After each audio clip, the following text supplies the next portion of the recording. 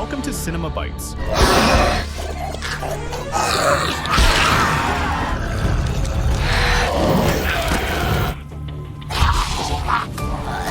Your go-to for movie recaps in a flash. Big twists, epic moments, all in just minutes. Our movie Outbreak starts with a police car heading to the location of a report. We find out someone called in about a vicious dog that attacks anyone in front of it and eats them. The car arrives. Neil and Mike get out, guns drawn and ready. Mike approaches the spot where the dog is locked up, looks at Neil and says, "Ready?" Mike opens the door and is shocked as the vicious dog tries to eat him any way it can, but it's held back by a chain. Suddenly, the leash snaps and the dog attacks Mike, almost eating him. Neil is terrified and doesn't know what to do. Mike yells, "Do something!" Their friend Jess arrives and shoots the dog dead. Jess checks on Mike, and we learn Mike is their leader. Mike shrugs it off, "I'll be fine." After that, Mike radios his unit to report the dog is dead. Strangely, no one blames Neil for freezing up. Then Neil looks at the dog and tells them there's a virus infecting dogs, making them turn savage. If that virus spreads to you, it'll be a disaster. The weird thing is, nobody responds to him, as if he's not even there. The important thing is, the mission's done, and they head back to the police station. Before getting out, Neil puts his badge in front of Mike and says, "I'm resigning. My nerves are shot. I haven't been able to focus on work for a while." Mike says, "Look, man, I get what you're going through. I'm not going to force you to do anything you don't want. Take an open-ended leave. Get away for a bit with your wife." We learn Neil's son Ben has been missing for 2 months, and no one has been able to find him since. Neil and his wife are devastated. Neil gets home after resigning and finds his wife Abby asleep on the couch. He's upset because she's been drinking and taking sedatives ever since their son disappeared. He tells her, "You're destroying yourself for nothing. He'll miss us and come back." She replies, "No, I feel something's happened to him." Neil is moved by her words and promises, "I'll search for him everywhere until I find him." The next morning, Neil wakes up and goes for a walk, wandering until he reaches a lake. There, he remembers being here a year ago with his son Ben,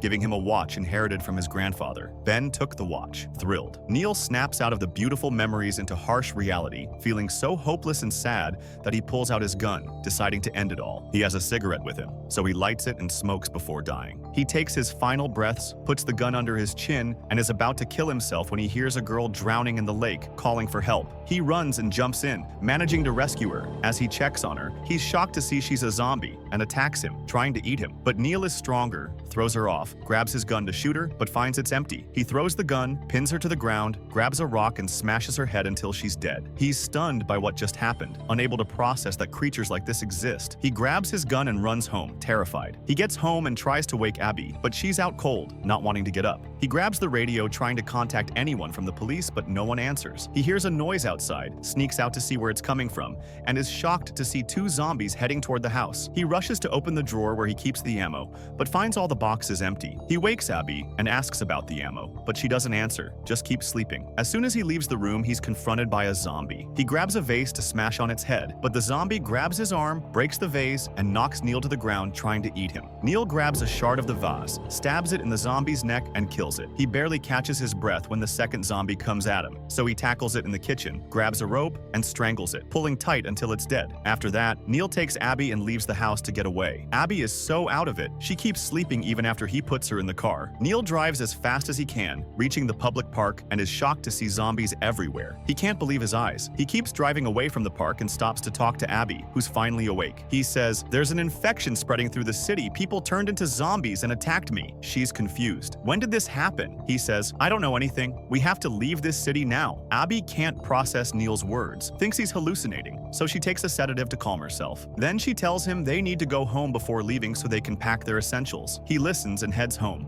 telling her, "After we finish at the house, I'll stop by Mike's place. He works with me at the station. Mike must have info about what's going on. He can help." She says, "Maybe Mike got infected too." Neil replies, "You're right. That dog bit him yesterday, so he could have caught the infection." They get home and start packing their essentials. Neil remembers the gun is empty and asks Abby about the ammo. She admits, "Honestly, I threw away all the ammo because I was scared you'd hurt yourself or commit suicide." After packing, they drive toward Mike's house. While driving at night, Neil spots a gas station by chance. He tells Abby, "Stay in the car, lock the doors tight, I'll go get gas. Don't open the windows." No matter what, he gets to the gas station, making the most of the chaos everywhere, and lights a cigarette. But a zombie appears and attacked him, and climbs up a pole, and it's different from any zombie Neil's seen before. But Neil isn't fazed. He pours gasoline on it and sets it on fire, killing it easily. Then he goes back to Abby, takes her, and heads to Mike's house. Before getting out, he hands Abby a knife and says, "Keep it with you so you can defend yourself with it, and it's better if you stay here in the car. I'll go talk to him for a minute and come right back." He gets to the house door and is surprised to find it open. He goes in quietly, not making a sound, so if there's a zombie inside, it won't notice him. He enters the kitchen and is shocked to see Camelia, Mike's wife, cutting meat. She's turned into a zombie like this. She attacks him with a knife, trying to kill him, but Neil is stronger than her. He throws her to the ground and runs to Mike's ammo cabinet to grab some bullets. He manages to get 2 bullets, loads them into his gun, and finishes off Camelia. Her daughter arrives home and, of course, finds her mother dead. She loses it at Neil, and she's turned into a zombie too. She jumps on him, trying to bite him, but Neil throws her to the ground, points his gun at her, and is about to shoot when Abby arrives and yells, "Are you going to kill Olivia, Mike's daughter?" Suddenly, Mike attacks Neil. He's turned into a zombie too. He grabs Neil by the neck, trying to choke him. Neil is gasping for his last breaths and shouts to Abby, "Kill him, quick, before he kills me." Mike's grip tightens and Neil is dying in his hands, begging Abby to shoot, but she refuses. Olivia grabs Abby and they both run away from the house. Then Neil punches Mike in the face, grabs his gun, and shoots him in the head, finishing him off. He rushes out of the house looking for his wife Abby, but the car isn't in front of the house. He climbs up to a high spot to see which way they went, but loses his balance and falls from the height, passing out. While unconscious, he remembers a past moment when his son Ben left the house. Abby had told him, "Why are you just standing there? Go get the boy and come back." He rushes out to catch Ben, calling for him until he reaches the edge of a cliff. Suddenly, Ben appears, turned into a zombie like this. Neil pushes him off the cliff, finishing him. The next day, Neil wakes up from his coma and continues searching for his wife. He finds her standing by the car, goes to check on her, relieved she's alive, but discovers she's infected, though she hasn't fully turned. He ties her up,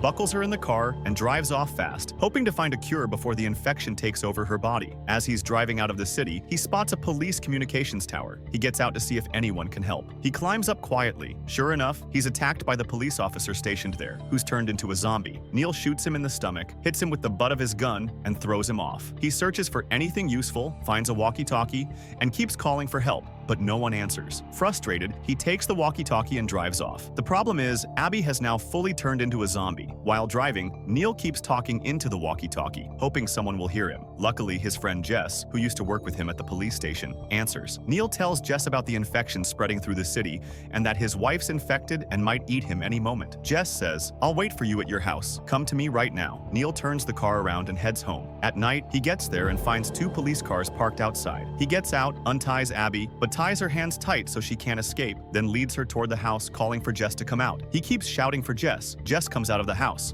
and to Neil's shock, he's turned into a zombie too. 2 of Jess's men appear, also zombies. But the weird thing is, Jess talks to Neil and tells him to surrender. Neil points his gun at his head, about to shoot himself, but suddenly one of them shoots him in the shoulder and he falls beside the car. While writhing in pain, he looks in the car mirror and is shocked to see himself turning into a zombie, but it turns out to be just a hallucination. He realizes Abby has returned to normal. She approaches him and begs him to surrender and listen to Jess. At that moment, Neil starts to snap out of it, and his memories flash before his eyes. He remembers the public park full of zombies, but we realize they were all normal people, and Neil was the one hallucinating. Even Mike, his friend, was just a normal guy, and so was his wife Camelia in the kitchen. Olivia, her daughter, wasn't a zombie at all. Even the girl Neil rescued from the lake was just a regular girl, but he imagined her as a zombie. The gas station attendant was a normal man, but Neil's mind was broken, seeing everyone as zombies. Back to the present, Abby pleads with him to put down his gun and surrender to Jess. She tells him, "Don't blame yourself. You're not at fault for your son's death." We flash back to the day his son left home. Ben was just a normal boy, not a zombie. Neil grabs Ben's bag and begs him to come back home, but by accident, Ben stumbles on a rock and falls off the cliff, dying in front of his father. Neil climbs down to save him, but can't find him. Looking up, he sees a hawk circling above. He leaves, searching for Ben, even though Ben's body is right there in front of him, dying. Since then, Neil has imagined his son disappeared and that a virus spread through the world, turning everyone into zombies. Back to the present, Jess and his men order Neil to drop his weapon. After realizing the disaster he's caused